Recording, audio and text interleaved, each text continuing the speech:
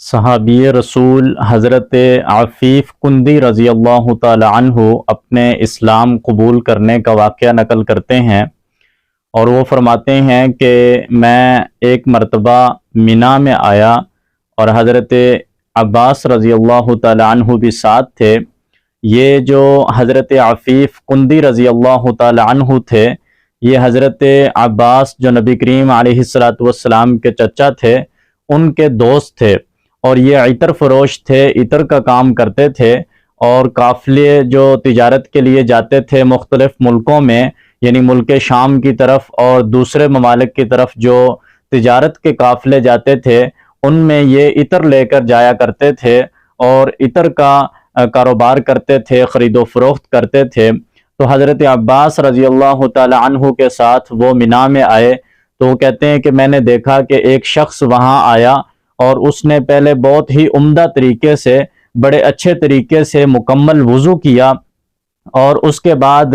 وہاں پر اپنی جائے نماز لگا کر نماز کے لیے کھڑا ہو گیا۔ پھر میں نے دیکھا کہ ایک عورت ہے اور وہ بھی وہاں آئی اور اس نے بھی اچھے طریقے سے مکمل وضو کیا، اور پھر اس کے بعد وہاں نماز کے لیے کھڑی ہو گئی۔ اور تھوڑی دیر کے بعد میں نے دیکھا کہ ایک چھوٹا بچہ ہے جس کی عمر تقریباً 10 یا 11 سال ہے، وہ بھی وہاں آیا اور اس نے بھی اچھے طریقے سے وضو کیا، اور وضو کرنے کے بعد وہاں کھڑا ہو گیا اور نماز شروع کر دی۔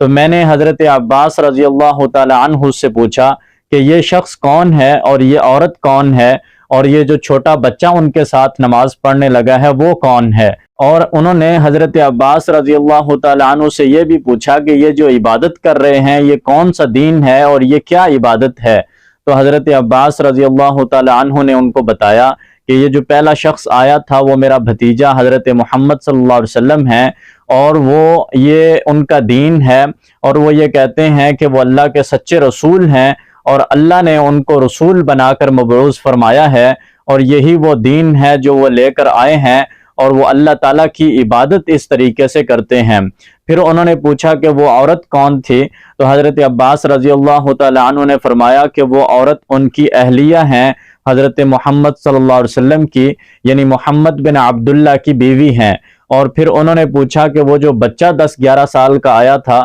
وہ کون ہے؟ تو حضرت عباس رضی اللہ تعالی عنہ نے فرمایا کہ وہ بھی میرا بھتیجا ہے، علی بن ابی طالب رضی اللہ تعالی عنہ،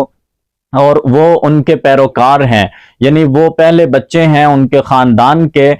خاندان میں سے پہلے مرد ہیں کہ جنہوں نے اسلام کو قبول کیا ہے، اور وہ ان کے پیروکار ہیں، ان کے ساتھ ہی نماز ادا کرتے ہیں، اور ان کے ساتھ ان کے دین کے معاون بھی ہیں۔ تو اس پر حضرت عفیف کندی رضی اللہ تعالی عنہ اس وقت تو مسلمان نہیں ہوئے تھے، لیکن بعد میں جب وہ مسلمان ہوئے تو اکثر وہ یہ کہا کرتے تھے کہ کاش میں چوتھا مسلمان ہوتا۔ یعنی پہلے تو وہ